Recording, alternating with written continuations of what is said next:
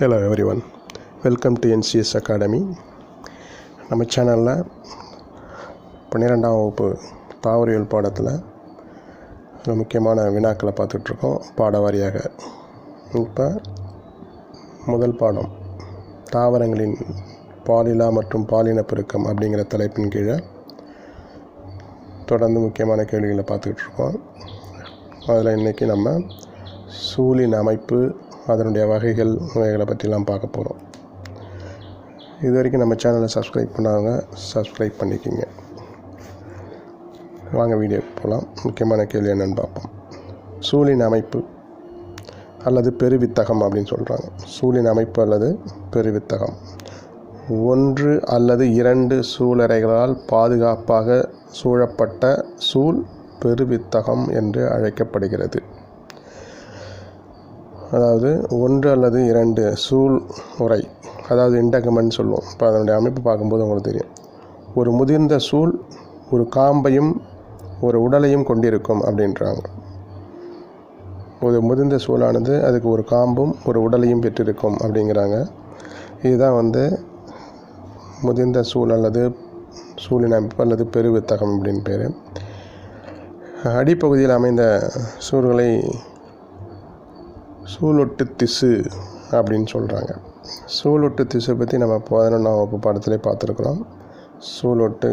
சூழ்களானது ஒட்டு திசுவின் உதவியுடன் தான் சூழறையில் ஒட்டி காணப்படும். இப்போ ஒரு முதிர்ந்த சூழுடைய அமைப்பை பார்க்கணும். இதில் இந்த அமைப்பில் இது சூழ் துளைப்பகுதி. இதுக்கு அடுத்ததுக்குள்ள பார்த்தீங்கன்னாக்கா இதை சூழ்ந்து இருக்கக்கூடிய இந்த மையத்தில் இருக்கக்கூடிய பகுதி சூழ் திசு. இந்த சூழ் திசுவை சூழ்ந்திருப்பது சூழ் உரை. இரண்டு வகையான சூழ் உரை இருக்குது. ஒன்று இன்டகமெண்ட் சொல்லுவாங்க, இதை வெளி மற்றும் உள், அவுட்டர் இன்டகமெண்ட், இன்னர் இன்டகமெண்ட் சொல்லிட்டு. அதுக்கடுத்தது இதுக்குள்ளே பார்த்திங்கன்னா கருப்பை ஒன்று இருக்குது. இது அப்படியே கருப்பை என்று சொல்லுவாங்க. அதுக்கடுத்தது முக்கியமான பகுதி சூழ் காம்பு. இந்த சூழ் காம்பும் இந்த இன்டகமெண்டும் அல்லது சூழ் உரையும் இணையக்கூடிய இந்த பகுதிக்கு சூழ் தழும்பு என்று பெயர். சூழ் தழும்பு. அதுக்கடுத்து அதில் காணப்படக்கூடிய அந்த வடுவுக்கு சூழ் காம்பு வடு என்றும் அழைக்கப்படுகிறது. இது சூழ் துளைக்கு நேர் கீழே உள்ளது பார்த்திங்கனாக்கா சலாச முனை என்று பெயர். சலாச முனை. இதுதான் அமைப்பு. பார்த்துக்குங்க. இப்போ இதனுடைய அமைப்பு தான் இங்கே கீழே கொடுத்துருப்பாங்க. திரும்பவும் நம்ம பார்க்குறோம். அதில் இது சூர்பையினுடைய குறுக்கு வெட்ட தோற்றம் எப்படி இருக்கிறதுன்னு பார்க்குறாங்க. இதை மைக்ரோஸ்கோப்பில் பார்த்தோம்னா நுண்ணோக்கி வழியாக பார்க்கும்போது இந்த மாதிரி தான் தெரியும் சூழுடைய அமைப்பு. சூழ் காம்பானது சூழின் உடலோடு இணையும் பகுதிக்கு சூழ் தழும்பு என்று அழைக்கப்படுகிறதுன்னு சொல்கிறாங்க. இங்கே சூழ் தழும்பு என்பது இங்கே சொல்லியிருந்தோம். இங்கே பாருங்கள், இந்த பகுதி தான் சூழ் காம்பும் சூழும் இணையக்கூடிய பகுதிக்கு சூழ் தழும்பு என்று அழைக்கப்படுகிறது. அடுத்தது பார்த்திங்கனாக்கா தலைகீழாக அமைந்த சூழுடன் சூலக காம்பு ஒட்டிய இடத்தில் உருவாகும் விளிம்பு பகுதி சூலக காம்பு வடு என்று அழைக்கப்படுது. தலைகீழாக இருக்கக்கூடிய சூளை தான் நம்ம இப்போ பார்த்துட்ருக்கோம். இதில் அது ஒட்டி இருக்கக்கூடியது சூலக காம்பு வடு பகுதி அப்படின்னு ஏற்கனவே சொல்லியிருக்கிறோம். இது இந்த பகுதி தான். அடுத்த பகுதியை பற்றி என்ன சொல்லியிருக்கு அப்படின்னாக்கா சூழின் மையத்தில் காணப்படும் பாரங்கைமாவாலான திசு. சூழின் மையத்தில் காணப்படக்கூடிய பாரன்கைமா, அதான் முக்கியம். பாரங்கைமாவாலான திசுக்கு சூழ் திசு என்று பெயர். இது எங்கே இருக்குது அப்படின்னு பார்த்தீங்கன்னாக்கா இதில் இந்த மையப்பகுதி தான் சொல்கிறாங்க. இந்த மையப்பகுதி தான் சூழ் திசு பகுதி அப்படின்னு சொல்கிறாங்க. இது பாரங்கைமா செல்லால் ஆனது அப்படின்னு அழைக்கப்படுது. சூழ் திசை சூழ்ந்து காணப்படும் பாதுகாப்பு உரை இன்டகமெண்ட் என்றும் எனப்படும். ஒரு சூழறை மட்டும் காணப்படின் ஒற்றை சூழறை சூழ் என்றும், இரண்டு சூழறைகள் காணப்படின் அதுக்கு இரு சூழறை சூழ் என்றும் அழைக்கப்படுகிறது. இது கேள்வியில் கேட்கப்படலாம். சூழ் திசுன்னா என்னன்னு சொல்லியாச்சு. அதுக்கடுத்தது அதை சூழ்ந்திருக்கக்கூடிய பாதுகாப்பு உரைக்கு சூளுரை என்று. இதில் ஒன்று இருந்தால் ஒற்றை சூளுரை என்றும், இரண்டு சூளுரைகள் இருந்தால் இரு சூளுரை சூலகம் என்றும் அழைக்கப்படுகிறது. அதேமாதிரி இதனுடைய சூரியனால் சூழப்படாத சூழ் பகுதிக்கு சூழ்துளை என்று பெயர். இதெல்லாம் இப்போ நம்ம பார்க்க போகிறோம். இதில் அங்கே கருத்தில் சொல்லியிருக்கிற மாதிரி சூளுரையால் சூழப்படாத பகுதிக்கு சூழ்துளை என்று பெயர். இங்கே வந்து சூளுரையானது இணையில் என்ற பகுதியில். இதில் 2 சூளுரைகள் இருக்குது. இது வந்து வெளிப்புற அடுக்கு. அதேமாதிரி இது வந்து பார்த்திங்கனாக்கா உள்புற அடுக்கு, உள்ளடுக்கு. ஸோ இது ஏதாவது ஒரு அறை மட்டும் இருந்தால் ஓருறை உடையதுன்னு சொல்கிறாங்க. 2 அடுக்கும் காணப்பட்டால் ஈருறை உடையது அப்படின்னு சொல்கிறாங்க. அடுத்த பாயிண்ட்டு,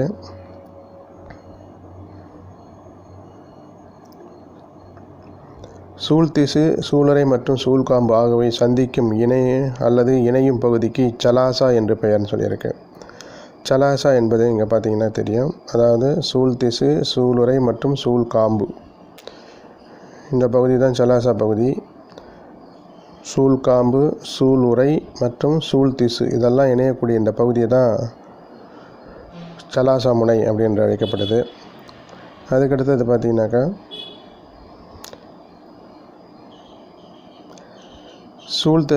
துளைக்கு அருகில் சூழ்திசுவில் காணப்படும் பெரிய முட்டையுடைய பை போன்ற அமைப்பு கருப்பை அல்லது பெண் கேமெட்டாக தாவரம் என்று அழைக்கப்படுகிறது. இப்போ நம்ம 2 மதிப்பெண்களை கேட்டால் தெரியும். கருப்பை அல்லது என்று அழைக்கப்படுவது எது அப்படின்னாக்கா சூழ்துளைக்கு அருகில் சூழ்திசுவில் காணப்படும் பெரிய முட்டை வடிவ அல்லது பெண் கேமெட்டக தாவரம் என்று அழைக்கப்படுகிறது. இது எங்கே இருக்குது காணப்படுது அப்படின்னு பார்த்தீங்கன்னாக்கா படத்தில் இந்த பகுதியை தான் சொல்கிறோம். இதுதான் முட்டை வடிவ செயல். இதுதான் சூட்பை. அது சூழ்திசுவில் காணப்படுகிறது. எம்ப்ரியோ சாக்குன்னு சொல்லுவோம். இது இதில் காணப்படுகிறது அல்லது பெண் கேமெட்டக தாவரம் என்று அழைக்கப்படுகிறது. இது கேள்வி கேட்டாங்கன்னாக்கா நீங்கள் எழுதணும். இது புரியுதா? சரி, பெண் கேமெட்டக தாவரம் அல்லது இது சூழ்திசுவில் செயல்படும் பெருவித்திலிருந்து தோன்றுகிறது. ஒரு சில சிற்றினங்களில் ஒரு சூழலுடைய மின்திசு கொண்டதாக காணப்படும். சூளுரையின் சூழ்பையினுடைய உள்ளடுக்கு சிறப்பு பெற்ற கருப்பையின் ஊட்டத்திற்கு உதவுகிறதுன்னு சொல்கிறாங்க. அதை வந்து பொதுவாக எண்டோதீலியம் அல்லது சூளுரை டேப்பிட்டம் என்று அழைக்கப்படுகிறது. முக்கியமாக கவனிக்கணும். இது ஒரு 2 மதிப்பெண்கள் ஆகணும். சூழனுடைய உள்ளுரை ஆனது சிறப்பு வாய்ந்த ஒரு அமைப்பாக மாறுது. கருப்பையினுடைய ஊட்டத்திற்கு உதவக்கூடிய ஒரு அமைப்பாக இருக்குது. அதனால் இதுக்கு என்ன பேர் அப்படின்னா எண்டோதீலியம் அல்லது சூளுரை டேப்பிட்டம் என்ற பெயர். நம்ம வந்து பார்த்திங்கன்னா மகரந்த தாளில் அதனுடைய மகரந்த அறையில் அடுக்குகளில் இதை காணப்படும். டேப்பிட்டம் என்று ஒரு அடுக்கு பார்த்துருக்கோம். உணவு ஊட்டத்தை அளிக்கக்கூடியது தான் அங்கேயும் வளரக்கூடிய மகரந்த துகளுக்கு. இங்கேயும் அதே தான். வளரக்கூடிய சூளுக்கு இது வந்து உணவை அளிக்கக்கூடியதாக இருக்குது. இது வந்து எடுத்துக்காட்டு ஆஸ்ட்ரேசி. இது 1 மதிப்பெண் வினாவில் கேட்கப்படும். பார்த்துங்க. செல்லினுடைய அமைவிடத்தை பொறுத்து சூழ்கள் 2 வகைப்படும். இது ஒரு முக்கியமான வினா. இதில் வந்து 2 வகை இருக்குது. சூழினுடைய அமைவிடத்தை பொறுத்து சூழ்களானது பொதுவாக புறத்தோல் அடித்தோல், அதாவது புறத்தோலுடைய அடியில் ஒரே ஒரு அடுக்காக சூழ் திசுவால் சூழப்பட்டிருந்தால் அதற்கு மென்சூழ் திசு என்று அழைக்கப்படுகிறது. நல்லா கவனிக்கணும். வித்துருவாக்க செல்கள், இதிலிருந்து பாருங்கள், வித்துருவாக்க செல்கள் புறத்தோல் அடியில் ஒரே ஒரு அடுக்காக சூழ் திசுவால் சூழப்பட்டிருந்தால் அது மென்சூழ் திசு என்ற பெயர். பொதுவாக செல்லின் அமைவிடத்தை பொறுத்து 2 வகைப்படும். இதை பார்த்துங்க. அடுத்தது மென்சூழ் திசு, இது ஒரு வகை. 2வது வகை பொதுவாக இவ்வகை சூழ்கள் மிக சிறிய சூழ் திசுவை கொண்டிருக்கும். வித்துருவாக்க செல்களானது புறத்தோல் அடியின் கீழ்ப்பகுதியிலிருந்து தோன்றுவதால் இது வந்து தடி சூழ் திசு என்று அழைக்கப்படுகிறது. ஸோ 2 வகையில், ஒன்று மென்சூழ் திசு வகை, இன்னொன்று தடி சூழ் திசு வகை.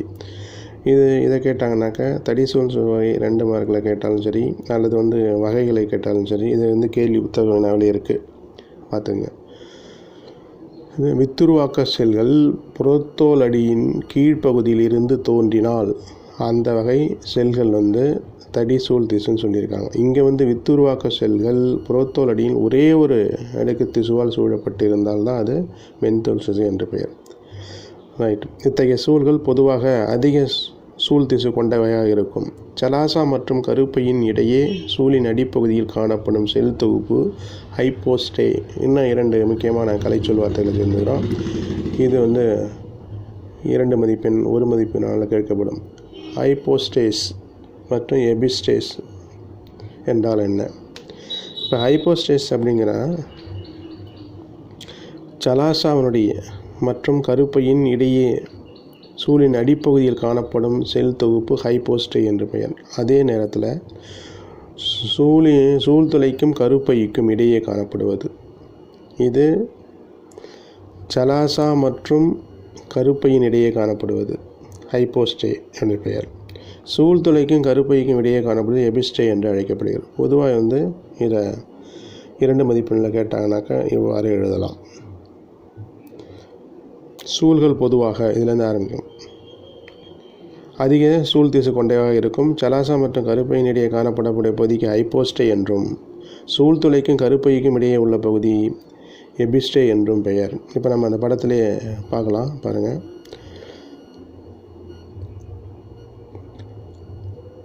இங்கே சலாசா சூல் திசுவுக்கும் சலாசாவுக்கும் இடையே உள்ள பகுதிக்கு ஹைப்போஸ்டே என்றும், சூல் திசுவுக்கும் சூல் துளைக்கும் இடையே இந்த பகுதி எபிஸ்டே என்றும் அழைக்கப்படுகிறது.